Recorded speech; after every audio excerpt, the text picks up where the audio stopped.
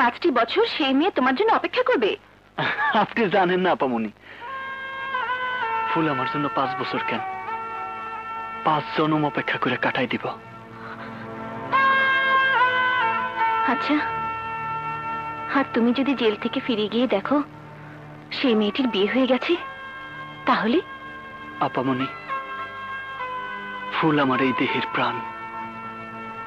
দেহ থেকে প্রাণ চলে গেলে যেমন মানুষ বাঁচে না, তেমনি ফুলরে ছাড়া আমি বাঁচুম না। ফুলরে